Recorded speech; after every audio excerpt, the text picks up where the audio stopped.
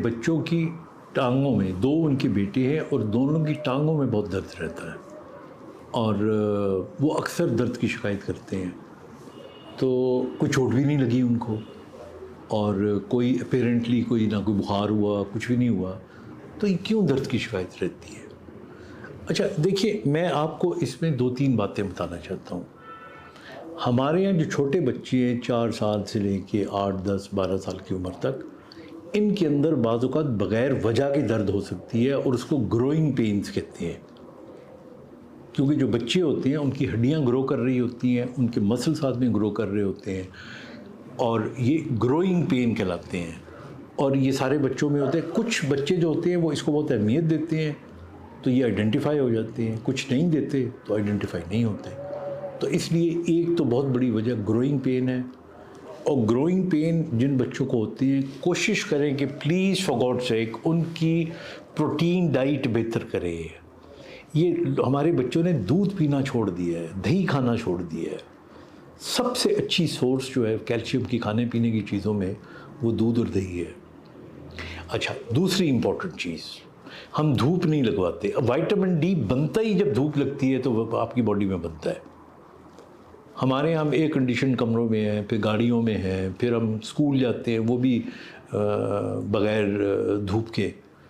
तो नतीजा ये निकलता है कि इस पूरे अमल के अंदर हमें विटामिन डी नहीं मिलता। अच्छा, अब आप दोनों बच्चों की जिनका आपने ज़िक्र किया उनकी टांगों को देखिएगा। हमारे यहाँ जो बच्चे हैं उनमें जब विटामिन डी की कमी होती है तो वो थोड़ी सी टांगें यूं की बजाय थोड़ी टेढ़ी हो जाती हैं या यूं हो जाती हैं, जिनको नॉक नीज भी कहते हैं या बोर्ड लेग्स भी कहते हैं। तो इसका मतलब ये होता है कि उसके अंदर कैल्शियम की कमी है, वो सॉफ्ट बोन्स हैं और अगर वो सॉफ्ट बोन्स हैं तो इसको हम रिकेट्स कहते हैं और रिकेट्स जो है ये पेन करता है अगर इसके ऊपर उन हड्डियों पे प्रेशर डालें। फिर तीसरी चीज़, अच्छा अगर ये रिकेट्स है तो इसके लिए फिर विटामिन डी का आप इस्तेमाल करें। धूप लगवाएं बच्चों को। हम इसलिए नहीं लगवाते बाज़ औक़ात कि बच्चों का रंग काला हो जाएगा, तो आप इसकी परवाह ना करें, धूप लगवाइए उनको। और फिर वरना विटामिन डी की कमी है तो उसके इंजेक्शन्स मिलते हैं, महीने में एक पी सकते हैं, दूसरे महीने में एक पी सकते हैं, पिला सकते हैं। तो डॉक्टर से पूछ के जो भी वो मशवरा दे वो कर सकते हैं। फिर तीसरी वजह आ सकती है, बाज़ औक़ात हमारे जो बच्चे होते हैं वो हमें बताते नहीं हैं, उनको छोटी मोटी चोटें लगती रहती हैं। पाँव मुड़ गया, घुटना मुड़ गया उसका, बच्चा खेलता रहा, हम कहते हैं ना जिस्म गर्म था, दर्द का पता नहीं चला और बाद में जाके पता लगा कि उसको ये तकलीफ़ थी। ये मैं टांगों की ख़ास तौर पे बात कर रहा हूँ। लेकिन ये छोटे बच्चे इसके अलावा कुछ गर्दन में दर्द की शिकायत कर रहे होते हैं, कंधों में, आजकल ये भी काफ़ी पेशेंट्स आते हैं। ये जितने भी बच्चे हैं ना, ये वो हैं जो फ़ोन को यूँ देख रहे होते हैं या यूँ कर रहे होते हैं या यूँ कर रहे होते हैं। तो इसलिए बच्चों को देखें कि उनका स्क्रीन टाइम कितना है। ये फटीग पेन होता है, तो it can turn into a chronic fatigue pen.